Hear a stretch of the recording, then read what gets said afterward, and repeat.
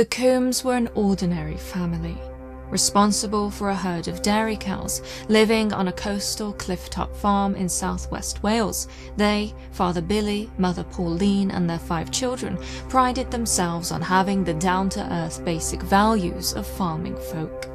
There was nothing strange or particularly exciting about their life. That was until one day in January 1977, when Pauline Combes witnessed a bright and fiery light from her kitchen window. It was about a quarter of a mile away and hovered oddly over the field nearest the cliff edge, swaying back and forth in the sky, gently and like a pendulum. It was undoubtedly peculiar. A giant ball of fluorescent light with a tail of flame stretching out behind it. Transfixed by the sight, before Pauline knew it, the light fell, slowly at first, then faster, from the sky and down onto the coastal path. Horrified that something had just crashed, she sent her husband out to investigate. He, however, found nothing, and so returned to the farmhouse, dismissing the incident. The very next day, numerous unmarked army trucks, soldiers in camouflage uniforms, and about 50 frogmen arrived at the farm, wanting to investigate the coastal path near to where Pauline had seen the light drop from the sky. When asked what they were doing, they simply told the family that they were there to rebuild the coastal path after a landslide. When he tried to see what they were really doing, Billy, so he alleged, was prevented from getting any closer, despite the military personnel being on his land. Such marked the beginning of a strange year for the Combes family, and indeed the wider community around their farm. For southwest Wales, according to their testimonies and local reports collated at the time, was visited by something otherworldly in 1977. Lights in the sky, strange aircraft, and even tall men, helmeted and dressed in silver suits. It was an invasion of sorts, with the invaders, those suited figures who stalked the fields of Ripperston Farm, feared to have come from the stars. My name is Laura, and you are watching The Paranormal Scholar.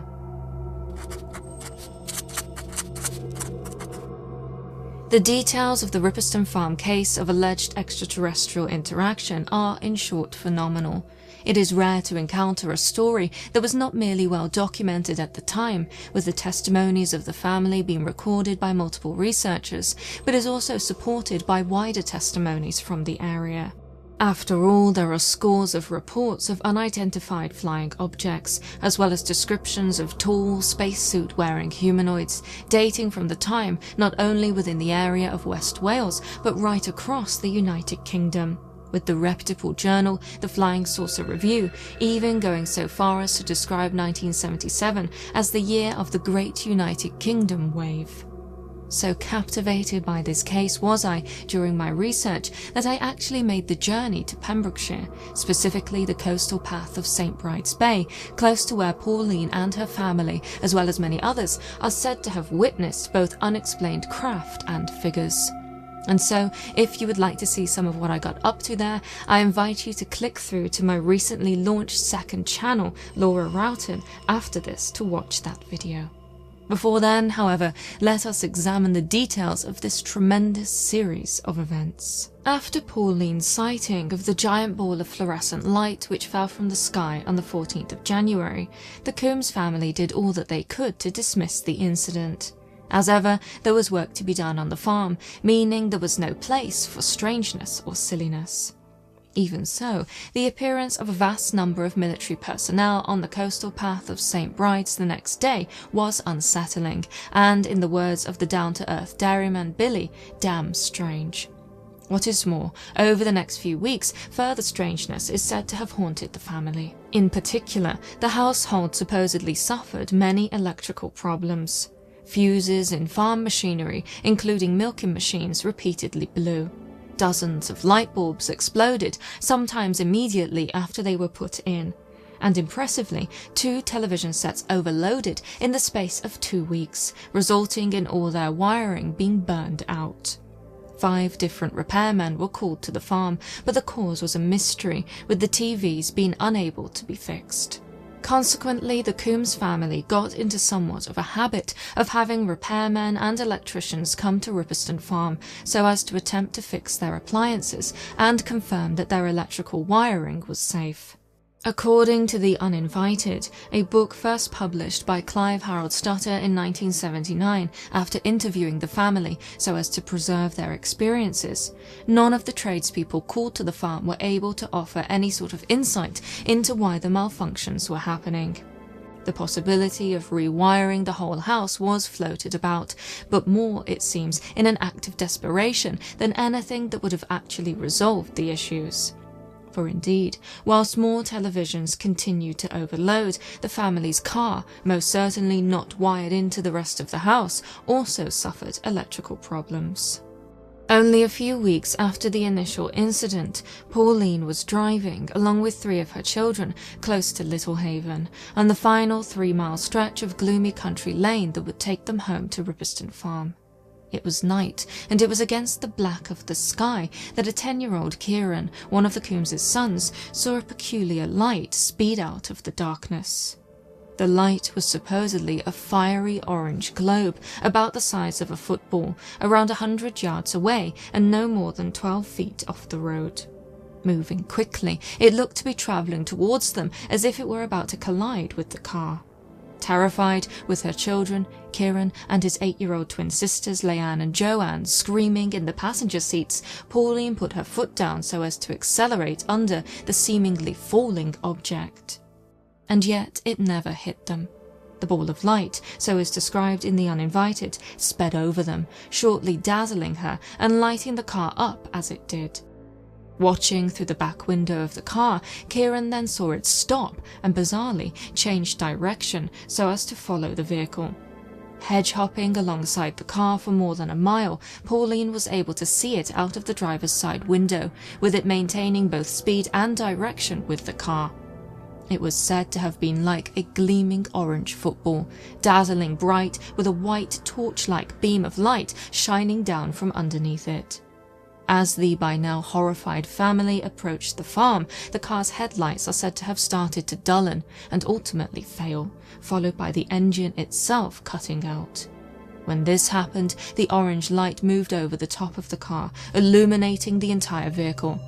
With home in sight, Pauline and her children abandoned the car and ran to the house, screaming for Billy and their oldest son Clinton to help them. Rushing outside to investigate, they are said to have found the car bathed in a ray of white light emanating from the orange globe of light that hung motionless over it. It then supposedly moved off and vanished over the house and in the direction of the cliff edge. Speaking to the Western Telegraph about the happening on the 14th of April that same year, Pauline described how she and her family were all very frightened, especially the children, who were in tears. And so it was that the light Pauline Coombs had first seen falling from the sky over the coastal path in January was now active, seemingly, on the roads around the family's farm. Before too long, it became clear to the family that these events were not merely sinister, but had no intention of stopping. After all, according to several incidents described in Clive Harold Stutter's The Uninvited, there was something inside of the Coombs' house. In one example, on the days that the television sets overloaded and broke, one of the family's daughters, Leanne, is said to have been disturbed on both occasions by a giant shadowy figure waking her in the night before drifting noiselessly out of the room across the landing. From there, it went into her parents' bedroom. When she later told this to her father, Billy told her what she had seen was not real and just a dream, and that she should stop scaring her siblings. And yet, there was plenty of other incidents to do the scaring for her, with even Clinton, her oldest brother, and so we are led to believe, a sober, sensible and hard-working young man, reporting hearing strange noises in the farmhouse, including those which sounded like a generator just outside of the window whilst he was having a bath. The low-pitch humming supposedly came through the closed window and filled the room around him, causing him to jump out of the bath and flee in fear. Before too long, the entire family was on edge. Not merely that, they were experiencing behavioural changes also. Billy, usually cheerful, was often irritated and impatient. The children were becoming more and more withdrawn. Even the family's dog, a black Labrador called Blackie, was acting differently. Such reached a peak in the spring of 1977 when, one night around midnight, as Pauline and Billy were watching a film together in the living room, the animal became restless. According to the narrative presented in the 1979 book The Uninvited, and also via Pauline's December 1977 interview with BBC News reporter David Allen, Billy had fallen asleep whilst watching the film. Pauline continued to watch alone, but struggled to pay attention to the television on account of, first, their dog's behaviour, and second, the appearance of lights akin to car headlights outside the window, seemingly coming down their driveway. There was no sound associated with the lights, with them simply stopping some distance away, not coming any closer to the house. Such caused a constant flickering in the window. Given the time of day and the rural location of the farm, Pauline could not understand why there would be lights outside the house. Regardless, she chose to ignore them and tried to watch the film to its end. Close to 1 a.m, Billy is said to have awoken. Upon catching sight of the window, he was horrified. Far from there simply being the lights Pauline had previously seen, there was allegedly a towering humanoid figure standing in the window. So much bigger than a man, the figure is said to have been about 7 feet tall, and the width of the window, which is 3 feet wide. Such an intimidating size meant that neither Billy nor Pauline could see the top of the figure, with only the bottom of its head visible to them. It was wearing a helmet, its visor presenting a blacked-out face. As for the rest of it, its body, possibly suited, was said to be silver and glowing. Pauline was instructed to run upstairs to check on the children. Meanwhile, Billy scrambled for the telephone, watching in horror as the otherworldly being moved so as to press an outstretched gloved hand against the window. Its palm to the glass, the lights in the house then began to flicker, as did the television, with even the window pane itself supposedly vibrating.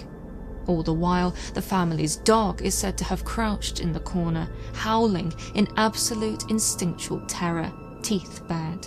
All Billy could do was watch, disbelieving and paralysed with fear, willing first his neighbour and then the police to pick up the phone. By the time the neighbouring farmer and 2 young Broadhaven constables arrived, the figure was gone. The only traces of the silver-suited man to be found were giant footprints in the flower bed, as well as the scorched remnants of a rose bush beside the window, proving, seemingly, that whatever had been standing there had not only been enormous, but also capable of killing the plant merely by standing in close proximity to it. Speaking to the BBC later in the year, Pauline affirmed that the appearance of the figure at the family's window was undoubtedly the most terrifying experience of it all. Unfortunately for the Coombs, this would not be the only time that they saw a silver-suited figure on their farm. Sometime after the window sighting, the twins Leanne and Joanne are said to have rushed into the house, reporting to have seen someone dressed in silver, very tall with a helmet and a blacked-out face at the bottom of one of the farm's fields. They had been playing together outside when they saw the figure floating, supposedly, across the ground towards them and through the hedge. Terrified, the girls followed the figure into the next field, only to witness an enormous silver saucer thing with lights and windows all around it and a kind of ladder coming from a door.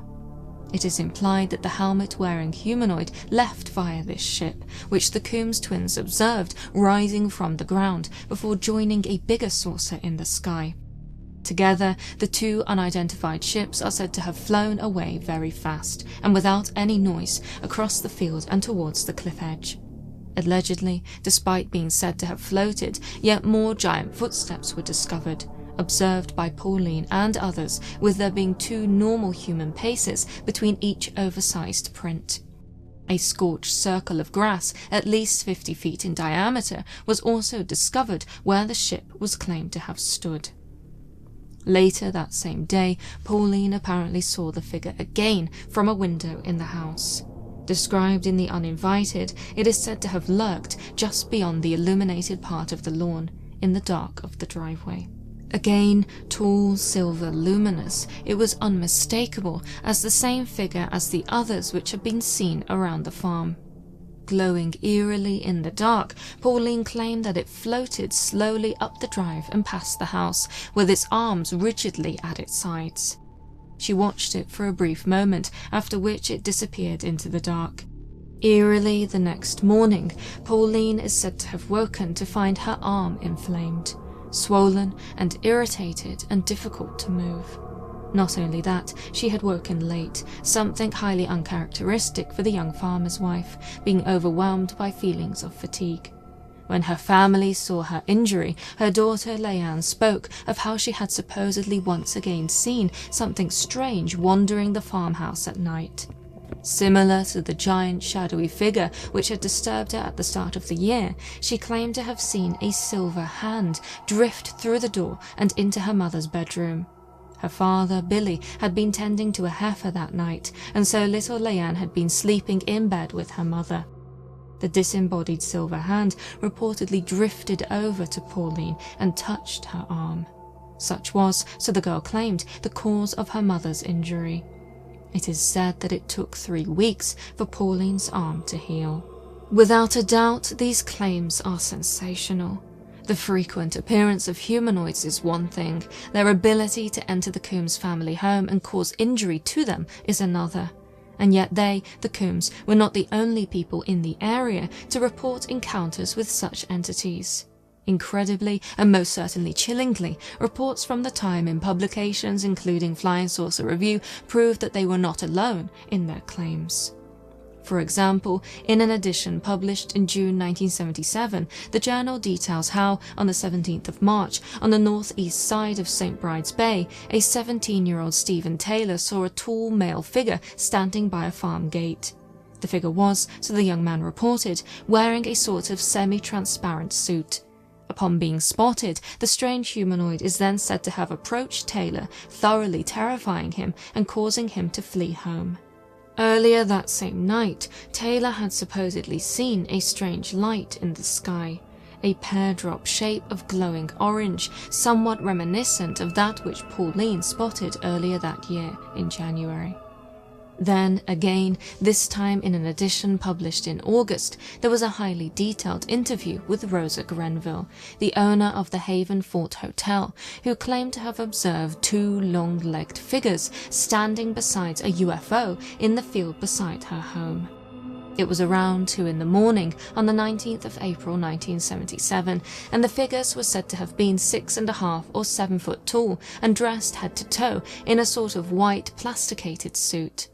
They, so the hotel owner explained to her interviewers, had longish arms because they seemed to be measuring something outside of the craft. Watching via a pair of binoculars from her window, Granville saw them climb the bankside, turning round and observing. Unsettlingly, the figures were said to have had no features at all. Both simply possessed a blank face. No eyes, no mouths, nothing. When they were finished, they returned to the craft, which lifted and shot off into the night sky and across the bay.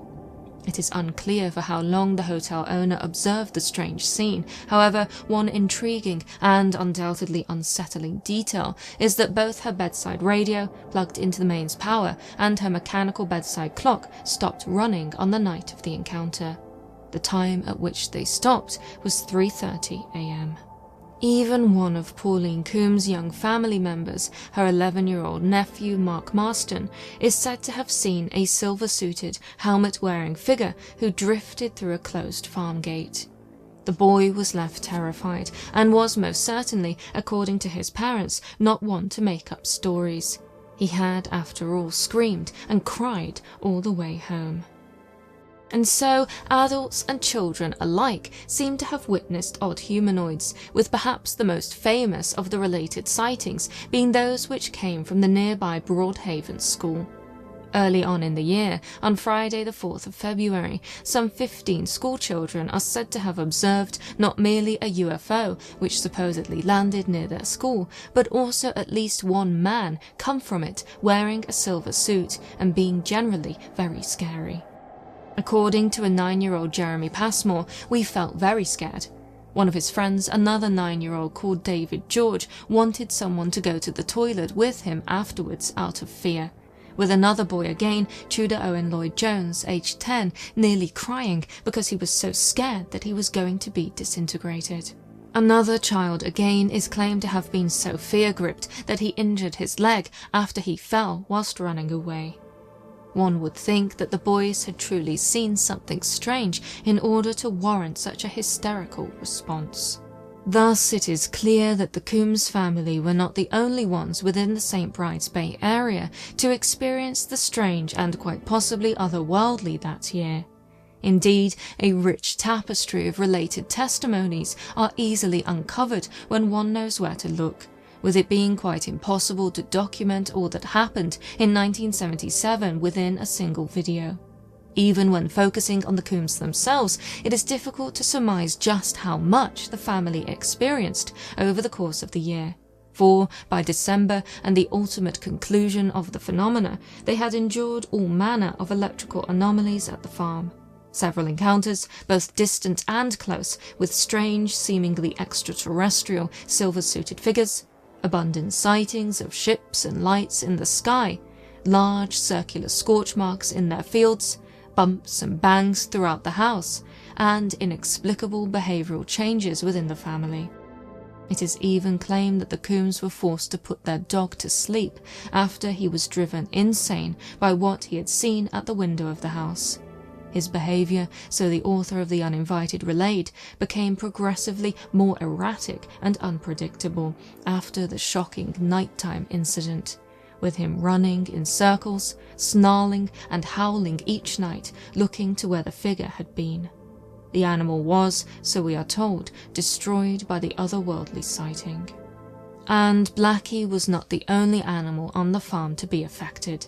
It is also recorded that the Coombs' livelihood, their herd of dairy cows, suffered, with them the entire herd being somehow teleported on and off the farm by mysterious lights. No doubt this is a highly dubious claim, and yet many, including the naturally skeptic Billy, as well as other farmers in the area who found the relocated cows rampaging through their fences and fields, attested to the, at one point, irritatingly frequent happening. No amount of locks or chains could, so it is reported, keep the bovine in their barn. They would be found elsewhere, transported within a matter of seconds, even after Billy had just rounded them up and returned them from a previous teleportation. During one tragic occurrence, on the 10th of September 1977, an allegedly teleported cow died after becoming entangled in an electric fence. Chillingly, the stakes of the case are said to have risen even further with the arrival of strange men at Ripperston Farm. Recorded in Clive Harold Stutter's The Uninvited, the Coombs family spoke of the day Pauline returned home to find her and Billy's eldest son, Clinton, cowering inside the house. White as a sheet and looking badly shaken, he was reluctant to open the door for his mother, with the safety chain engaged. Apparently, so Clinton explained, 2 men had arrived at the farm. They had only just left, and yet Pauline had not passed anyone on the driveway. Explaining further, the unsettled young man supposedly told his mother that the men weren't really men. They had not been, so he stated, human. Said to have pulled up to the farmhouse in an enormous silver car, one had stayed in the vehicle while the other approached the house.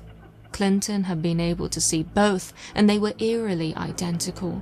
Both with dark-coloured suits on, both very tall and thin, both with dark, slicked-back hair and abnormally large foreheads. The one who walked up to the house, so Clinton explained, glided rather than walked. He had hardly been moving his arms and looked, according to the terrified young man, entirely wrong. It was like an illusion, he said. Locking the doors to the house, Clinton had retreated upstairs and continued to watch the odd visitor from the window. The dark-suited figure had then tried to open the front and then the back door to the house. Unable to gain access, he had then, watched by Clinton from upstairs, proceeded to the little cottage adjacent to the farmhouse. This building was rented by a lady called Carol, who had, aside from reading the local news coverage relating to the happenings, been largely disconnected from the otherworldly events at Ripperston Farm. That was until that moment. Explaining what she had experienced to Pauline, Carol explained that the man who arrived, so she said, in a fabulous-looking car had been looking for her, for Pauline. Supposedly speaking to Carol in a very flat, expressionless voice, the man in black had asked when Pauline was expected to arrive home. Carol had simply stated that she didn't know. "I didn't trust him," she is recorded as having said in Stutter's book. After all, the man is said to have really frightened her. Not only had he seemingly manifested at the lady's side, startling her, he had also looked strange, with a really high forehead, glazed, unblinking eyes, and skin that appeared to be wax-like, plastic somehow, absolutely smooth, shiny looking. After telling him that Pauline was not home, the man had left, with him, as Carol turned to enter her cottage, simply disappearing from sight. Bizarrely, later that same day, Rosa Grenville, the owner of the Havenfort Hotel, who claimed to have witnessed strange suited figures on the grass outside her house only a few months earlier, was likewise visited by dark-suited men. The same as Pauline Coombs, she had not been home at the time, meaning that her daughter had been alone when they arrived. One stayed in the car, one approached the house. He was looking for Rosa. Did the daughter know when her mother might be home? Thoroughly frightened, the daughter had expressed to her mother that there had been something fundamentally wrong with the visitors. The same as Clinton Coombs, she had been convinced that the men, with their large foreheads, waxy skin, and piercing eyes, had not been human. When Rosa later contacted their Member of Parliament about the matter, he, who subsequently made inquiries with the local RAF base and the Ministry of Defence, was unable to find any records to suggest anything unusual had happened in the area. And so the Coombs, the Grenvilles, and others who lived within reach of the St. Bride's Bay coastal path continued to live in fear of the lights, the figures, and now the otherworldly men in black who seemed to be stalking the area. Then, on the 12th of November 1977, the case is said to have reached a tremendous peak. Driving home, Pauline, her eldest daughter Tina, and her parents are said to have witnessed an enormous silver disc just hanging in the sky, quite motionless, the sun reflecting slightly from its burnished surface, making it shine. They were close to the farm and watched the peculiar object sway like a pendulum in the sky above them, after which it flew away towards the cliff edge. It then, so the family claimed, plunged down towards the outcrop of rocks just beyond the cliff. Pauline and her family braced for an explosion, but none came, and so she, along with all 5 of her children, hurried to the coastal path so as to investigate. Looking out over the sea, their attention was drawn to Stack Rocks, the rocky outcrop which the silver disc had seemingly flown in the direction of. There, so they sensationally claimed, they observed a tall, silver-suited figure standing on the rocks. Shrouded in shadow, standing higher up on the rock, was a second figure. As Pauline and Clinton looked more closely, they realized that the shadow was actually no shadow at all, but, so they alleged, a doorway. When the second silver-suited figure moved out of the shadow, it somehow moved, thinning out until it disappeared. In its place, so is recorded in the book on the case, was a perfectly flat metal-looking surface, glinting slightly in the sun. Incredibly, it appeared to be some manner of sliding door built into the surface of the rock. Below was darkness. Presumably, the enormous silver disc had entered the rock via this door, suggesting the existence of some manner of aircraft hangar or base hidden within Stack Rocks. Utterly bewildered and increasingly terrified as to why all of this was happening only a short distance from their home, the Coombs could do nothing other than walk back to the farmhouse. For the next few weeks, the activity continued. The family's cows were repeatedly teleported from their barn and pastures, and yet more figures and strange lights were seen. The Coombs feared that the beings responsible, whoever or whatever they were, was studying not merely the cows, but them as well, and that they were powerless to prevent any of it. On the morning of the 18th of December, Pauline even awoke to find a puncture-like blemish on her forearm. That night, she supposedly experienced an odd dream that seemed to suggest she had been transported to some other place. A bed in some sort of domed room with an enormous screen on one wall and different coloured flashing lights, with the subsequent mark highly suggestive of an abduction experience. The very next day, the activity, which had started 11 months before, came to an end. Driving home in the dark after visiting Pauline's parents, the Coombs were shocked to see an enormous ball of bright orange light with all the size and brilliance of the sun suspended motionless over the cowsheds. Just like the other lights they had seen, it swayed from side to side like a luminous pendulum. Was it about to abduct the cows? Was this the light responsible for their teleportations? However, before they were able to find out the answer to their questions, the light, with frightening suddenness, streaked off, up and away from them, diminishing in size as it went, until it was barely as big as a distant planet. And so they, the uninvited visitors who had first arrived at Ripperston in January, were gone. After that, so we are led to believe, the family never saw nor encountered anything unusual at the farm again. Truly, the case of Ripperston Farm is exceptional, not merely because of the detailed testimonies of the Coombs family, but because of the wider network of statements from others, such as Rosa Grenville from the Havenford Hotel and the children of the Broadhaven School. Speaking of the reliability of the family's statements, researcher and author Clive Harold Stutter, who we must thank for having travelled to meet the family so as to safeguard their stories for future generations in his book, was convinced of their genuineness. At first reticent and reluctant to engage with the press, Billy and Pauline were frightened of all that they had experienced, but, given its repeated and extensive nature, felt as though they were obligated to share their story. After all, as Stutter points out, there were so very many similar sightings in the area that, in May 1977, a Ministry of Defence spokesman was forced to release a statement to the British press admitting that they had indeed received reports of sightings of unexplained objects in the West Wales area, and the people who have reported these sightings are genuinely sincere people, genuinely concerned. We, so the spokesman confirmed, investigate every report on this assumption, and we do not discount the possibility of intelligent life in outer space. Such can be said to be quite an out-of-character and quite possibly even embarrassing statement for a military department to make.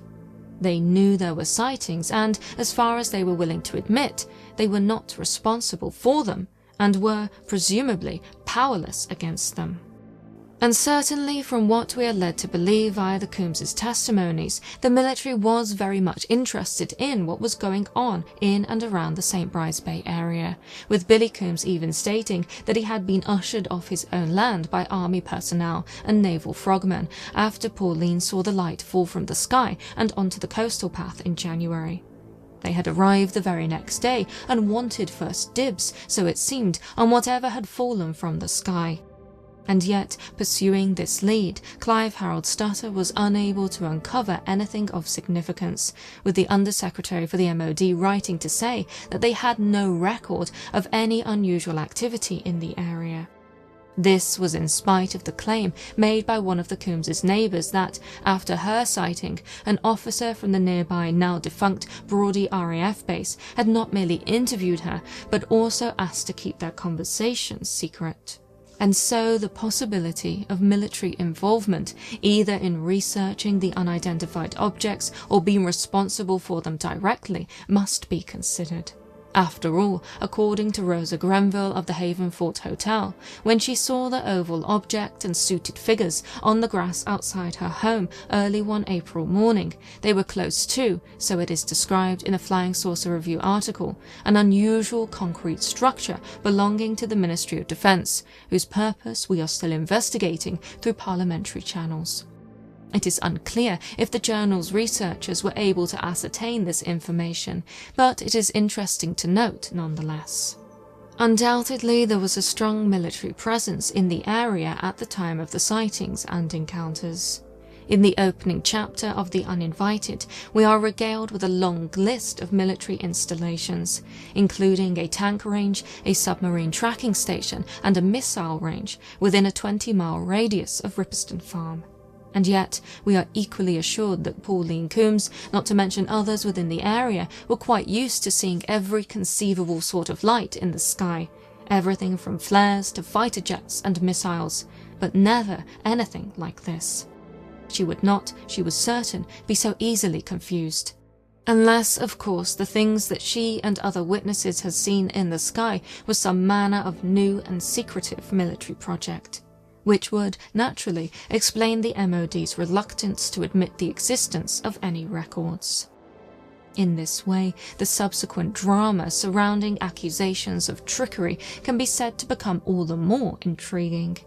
In the early 1980s, debunkers, including, strikingly, RAF police, stated that hoaxsters dressed in silver-lined asbestos suits were responsible for the sightings of supposed spacemen at Ripperston Farm, Broadhaven School, and the Haven Fort Hotel. They had, so researchers, including Hilary Evans, claimed, borrowed the suits from local oil refinery workers for a fancy dress evening in Broadhaven shortly after the children's sighting, subsequently going on some manner of rampage throughout the area, trudging across acres of empty farmland so as to frighten anyone they came across. It is even said that, in 1996, a BBC presenter was able to track down one of these tricksters for a Radio 4 documentary on the West Wales UFO flap. Another, a local man called Glyn Edwards, even confessed to having had to have jumped into a hedge after a lady, who later called the police, aimed a shotgun at him after he came into her garden so as to frighten her. And yet, whilst these claims and confessions might most certainly be true in some cases, they do not explain the other phenomena alleged in connection with the silver-suited humanoid sightings. For example, the rattling of the windows and electrical anomalies experienced by the Coombs when they observed their 7-foot-tall visitor at their downstairs window. Surely this was something more than a prankster in a suit. Moreover, regardless of how convincingly terrifying such a suited hoaxer might be, I am quite certain they would not be able to relocate 100 cows in a matter of seconds. Neither would they be capable of appearing as a disembodied hand scuttling across the bedroom of Pauline Coombs, nor, of course, able to present themselves many feet off the ground as an enormous and illuminated silver disc in the night sky. Then, critically, the so-called debunkers claim that the suits were borrowed after the schoolboys saw their spaceman, suggesting the suit borrowing, if even true, was a reaction to the earlier sighting and not the cause. Further skeptical considerations which could help to explain, at least in part, some of the 1977 sightings, for example those of the Broadhaven schoolchildren, might be found in the pop culture of the time, specifically episodes of the television programme Doctor Who. Undoubtedly a cultural phenomenon even today, in the 1970s Doctor Who was even more so, with its episodes attracting in excess of 12 million viewers. By comparison, recent episodes, with the UK possessing a larger population now, attract on average a mere 3 to 4 million. On the 29th of January 1977, only a few days before the schoolchildren's sighting on the 4th of February, part 1 of the Robots of Death episodes was released.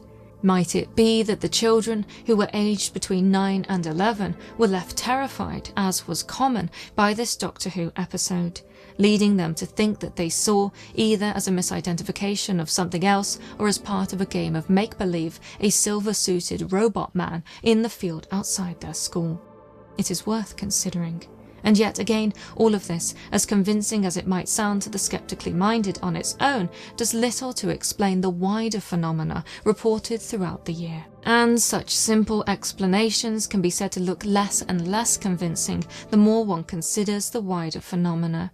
Most striking is how, when one does wider research, it becomes clear that all of this was by no means limited to South West Wales. Only early the very next year, with the sighting dating to the 2nd of January 1978, the British UFO Research Association reported how a human-like figure, some 6 to 7 feet tall, dressed in a pure white one-piece suit and helmet, was spotted by 4 men on the outskirts of Liverpool. Very similar to those reported by the Coombs, the humanoid's arms were said to have hung motionless at its sides before beginning to walk towards the car in which the terrified men sat.